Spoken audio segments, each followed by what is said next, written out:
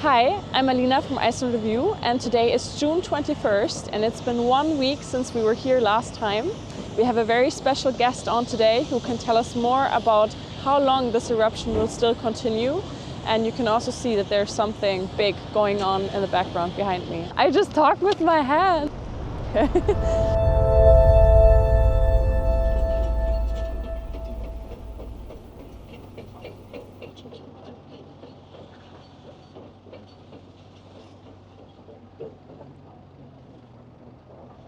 So you can see over there, what you just saw is that workers are actually building a second berm.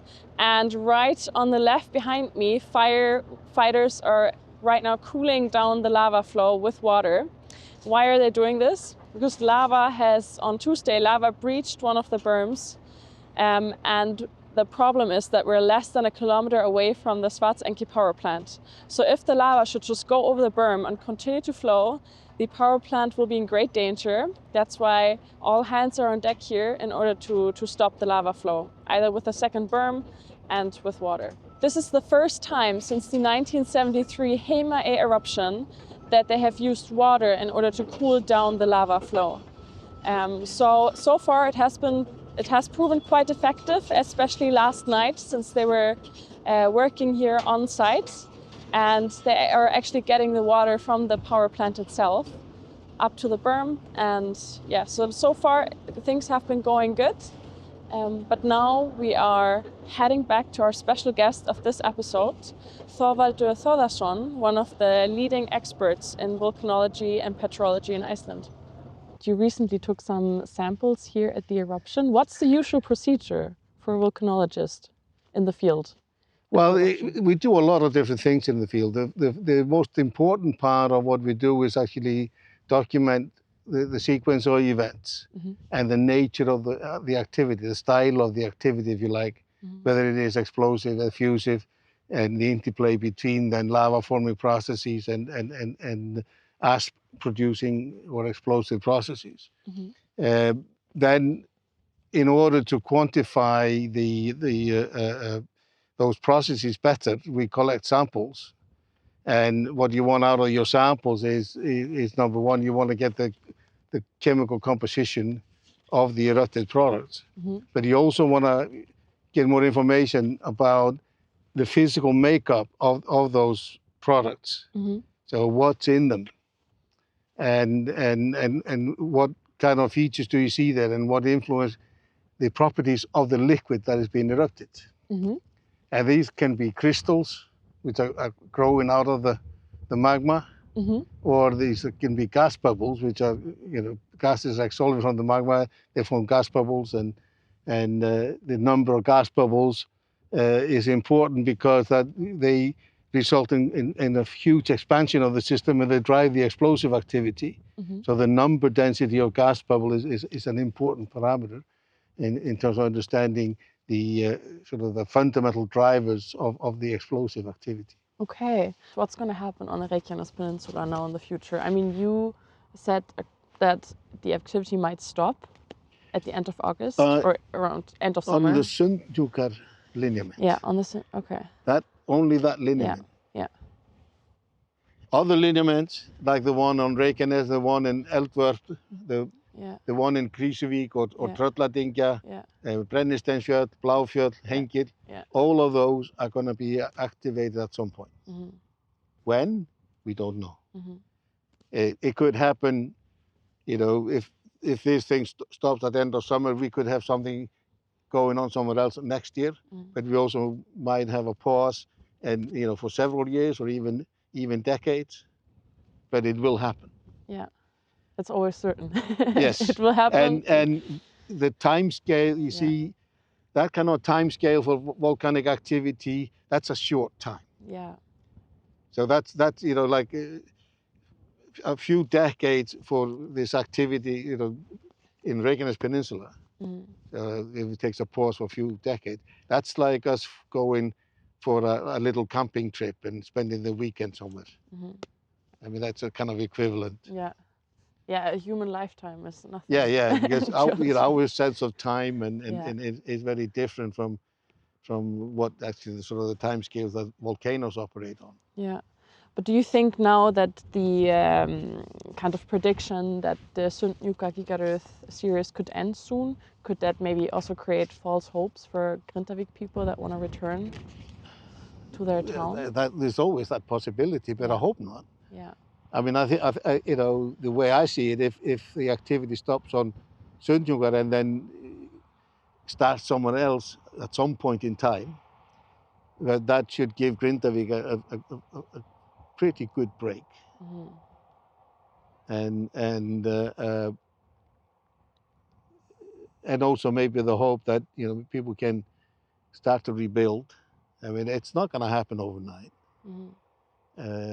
Even if people think about start using the harbor, there's a lot of things that need to be checked out before you can sort of get into full-fledged with that. And then maybe the operations around the harbor, that probably would be the most sensible way of doing things, is to start sort of slowly there and work yourself up. Yeah.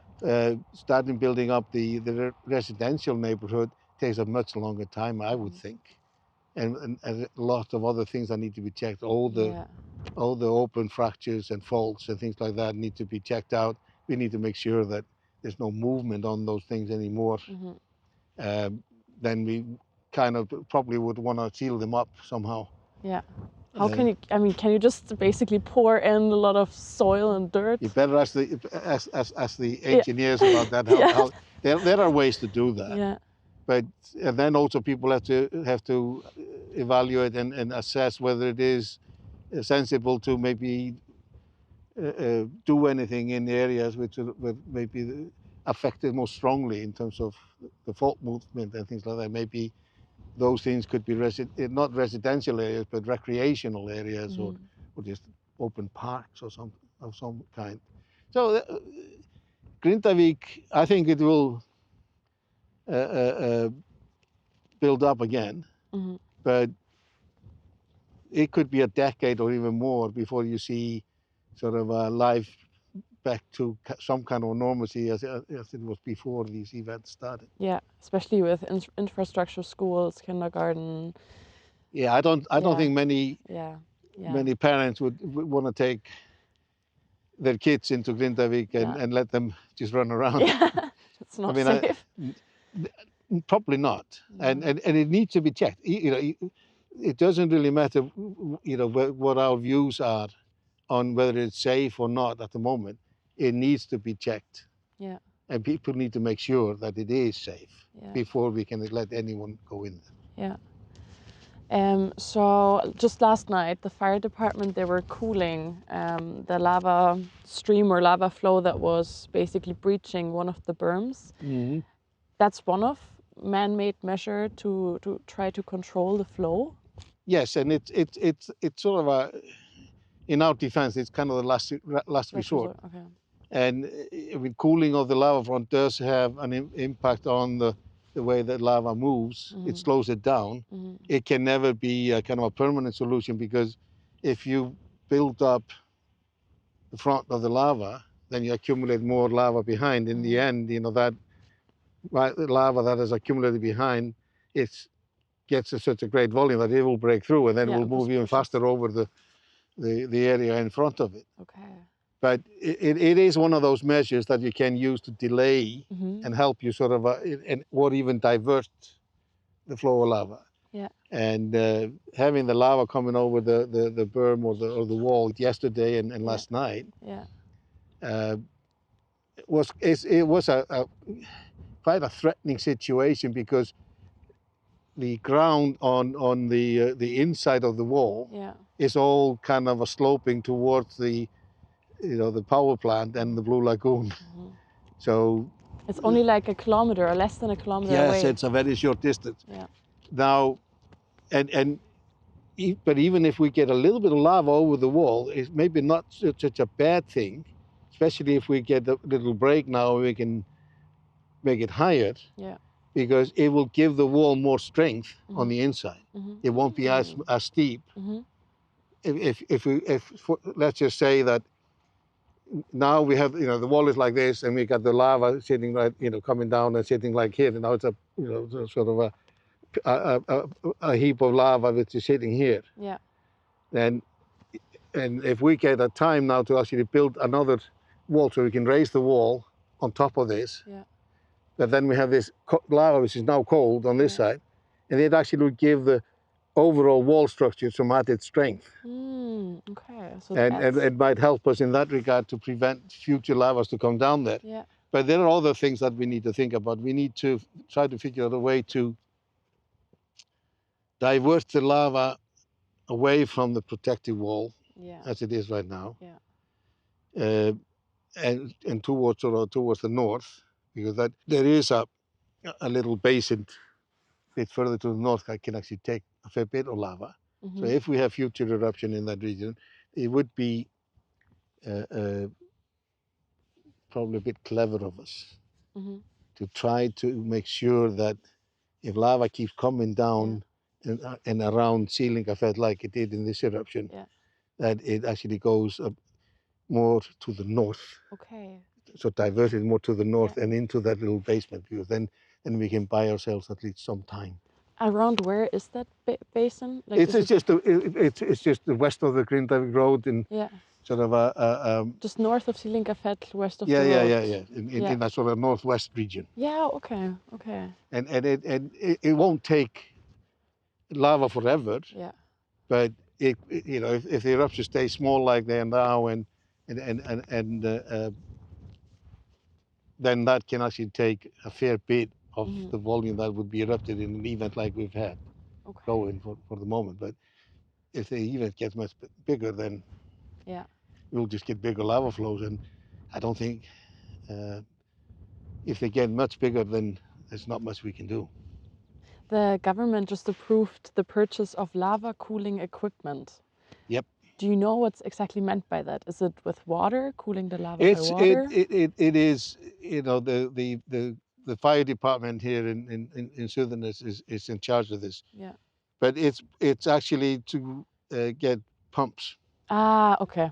And also sort of temporary storage tanks for water. Okay. And it get powerful enough pumps to actually be able to, for example, pump up seawater and use that, because access to water in this area is actually one of the main issues.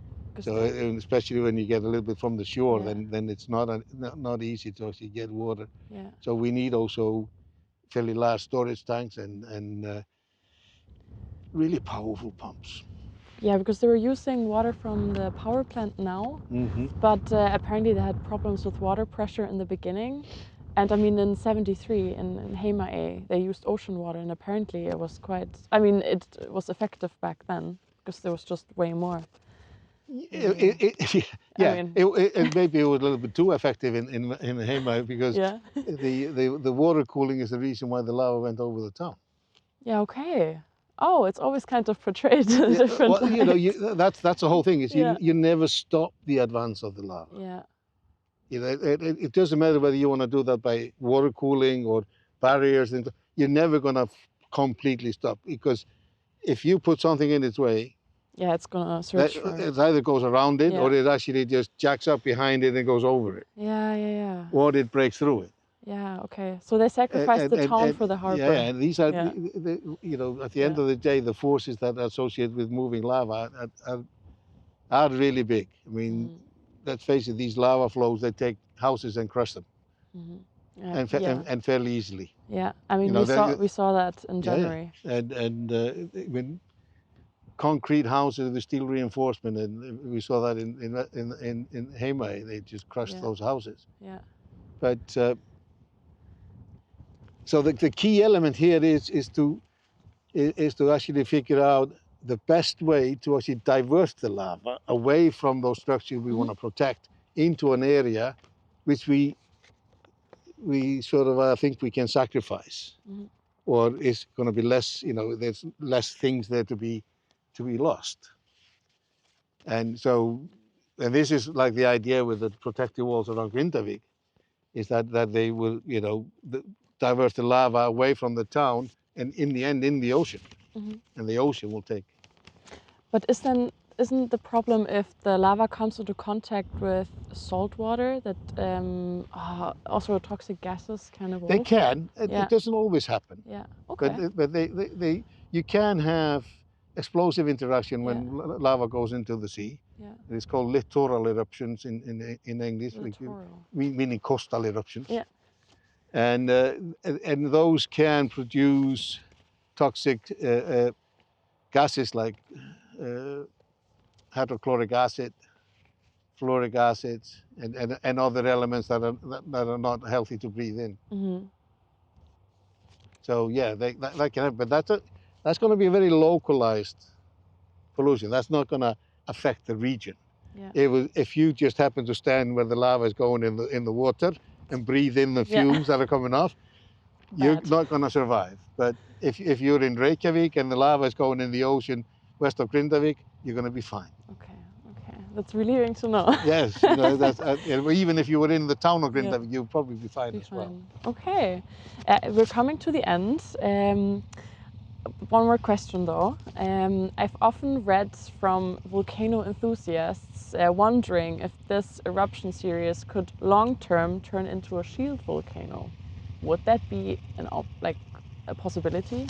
Yes, it is a possibility. Yeah. And anytime and I worry about these things. Anytime I see the lava start to accumulate in little pools right around the vent. Yeah, like we saw. And right we saw it in Þorvaldur, and we also seen it in this eruption. Yeah. If those pools start to get bigger, so they become lakes, lava lakes. Wow. Then you have actually a situation where you have a kind of a temporary storage zone. We can modulate the flow from below and then deliver your lava out.